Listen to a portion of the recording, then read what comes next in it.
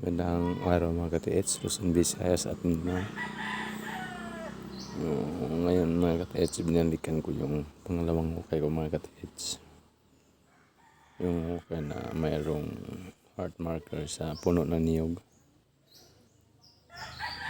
Pero kung tingnan naman siya mga ka-TH, tulad na sinabi ko, yung heart ay ginawang bunga at para siyang naka-smile. Hindi, naka-smile, nakatawa. Tingnan niyo mga ka-TH. Para siya nakatawa mga ka-TH. At ang direksyon niya ay patungo dito sa hinukay ko mga ka-TH. Ito ang pangalawang hukay ko mga ka-TH. Kung saan ito ay pinaligiran ng mga bata mga ka-TH. Yun ang mga ka-TH, bato rin dito at bato rin dito. Para siyang siding mga ka-TH. May siding siya. So sabi sa mga hunter natin, lalo na sa mga veterano, ibig sabihin niya mga ka-TH ay doon palalim daw mga ka-TH, pailalim yan mga ka-TH.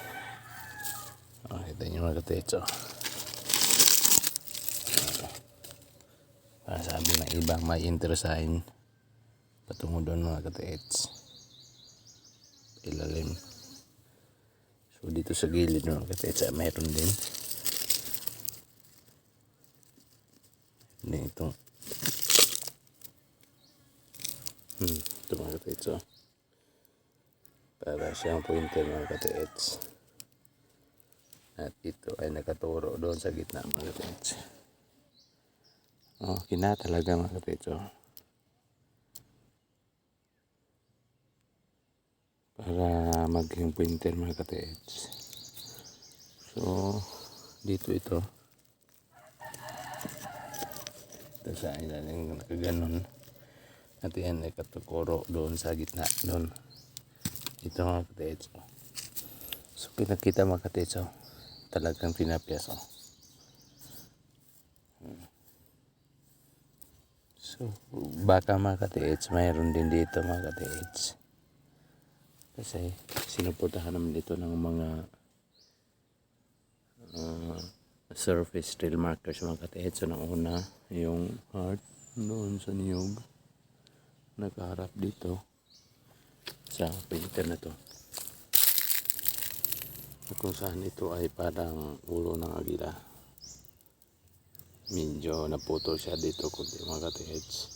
So ibig sabihin dito ang direksyon yan aking hukay. So mga ka-TH, baka mayroon dito mga ka-TH at hindi masyado itong malalim kasi nasa ice tayo mga ka-TH. At sabi na ating mga veteranong treasure hunters, karamihan daw sa giveaways ay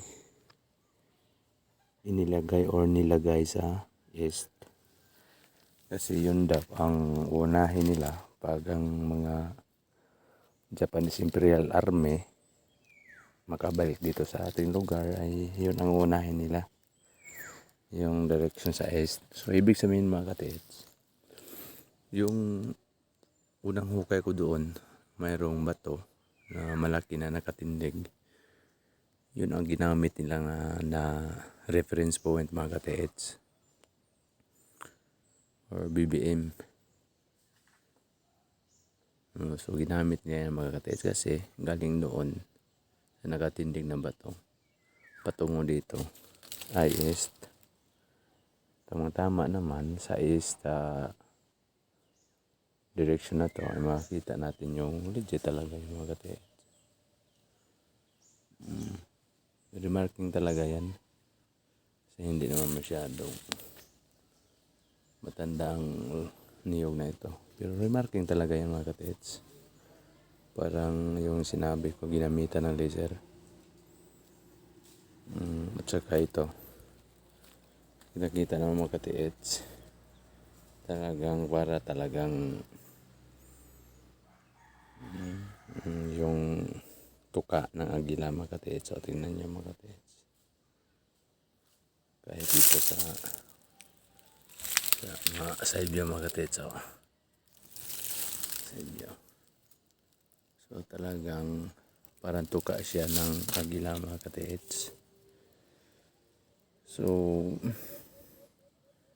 sana mga katiits mayroon dito, kasi mayroon naman tayong nakikita ng mga yung previous video ko, mayroong mga yung inventory of hidden trail markers ay medyo mayroon ding mga kakaibang bato na nakuha ko dito sa hukay na to mga katiits. Yan, tulad nito, ito, ito, ito,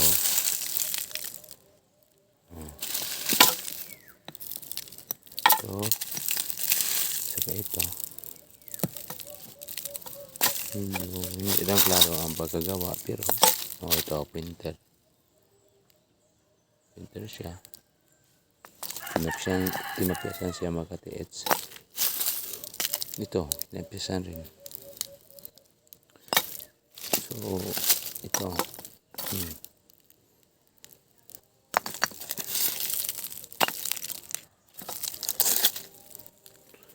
so aking posibilidad mga katiits na mayroon dito mga katiits. Walang lalo na ito mga katiits. Talagang tinapyasan mga katiits. Tapyas talaga yung mga katiits. At ito ay nakatulog sa gitna. Ito yung nakaposisyon mga katiits. Naipit to kanina. Ito naipit. Ganun pa yun. Nayukuaka ko. Kuha naman siya mga katiits. So ayan, ipagpatuloy ko ito mga katiits. Magbabakas sakali tayo na dito masyadong malalim mga katiits. Sana mga katiits, para maipakita ko sa inyo kung mayroon mga katiits.